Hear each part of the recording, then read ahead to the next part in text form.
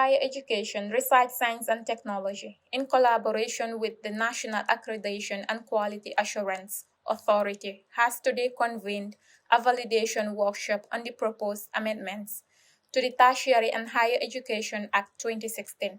Speaking at the opening ceremony, Honorable Minister of Higher Education, Research, Science and Technology, Professor Pierre Gomez highlighted the significant transformation of the Gambia's higher education landscape since the enactment of the 2016 Act. He underscored the emergence of additional public and private universities has created the need for a more responsive and comprehensive legal framework. Distinguished personalities, allow me to highlight a few key areas of reform as highlighted in the draft amendment. At least the chancellorship we affirm. There's a debate whether we remove the chair here and there, but we think that the President of the Republic will continue to serve as Chancellor for public universities, symbolizing the state's commitment to higher education and human capital development. Strengthen governance. The restructuring of governing councils of public universities will ensure integrity, inclusivity, and expertise with representation from faculty, students, alumni, as well as stakeholders within the higher education sector. But also at Senate level, clarify those things and put standards. You know, at Senate level, what are the procedures? Who is supposed to be there? And what should be their mission so that it is clear? So that you don't transform Senate into a marketplace. This is a university. Senate is not where you go to Karaba Avenue. Everybody passing at Karaba Avenue, hey, come, enter. Let's respect the institution. The sanctity and the integrity of the institution that we stand for must be upheld. And then at our school level and all those, let's bring it down. You people experience it. You've been suffering for years. Let's come out. The final document, we must see what you were going through and your voices.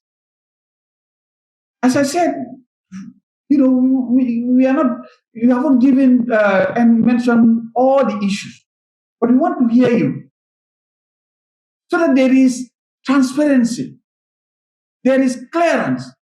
The Ministry of Justice is here. They are taking note. So later, because this thing later will go to Ministry of Justice, so that everything is fine-tuned. And then Permanent Secretary Ms. Aissatou Oba underscored the importance of reviewing the Act to align it with emerging governance, institutional and technological developments within the higher education sector. She noted that the review aims to strengthen accountability, inclusivity, and excellence while ensuring consistency with the National Accreditation and Quality Assurance Authority Act 2021. Authority Act 2021. Based on the above, the Ministry of Higher Education, Research, Science and Technology through NAQAA championed the review process to ensure the Act is responsive to current institutional governance accountability, inclusivity, and excellence in line with the tertiary and higher education reform process and international best practice. Chief Executive Officer of NAQAA, Dr. Momodu El Taro, said the review process was conducted through extensive consultations with key stakeholders across the tertiary and higher education sector. According to him, the proposed amendments seek to strengthen institutional governance, enhance regulatory effectiveness, promote transparency, and reinforce quality assurance mechanisms in line with international best practices. Guiding the governance, regulation, accreditation, and quality assurance of tertiary and higher education institutions in our country.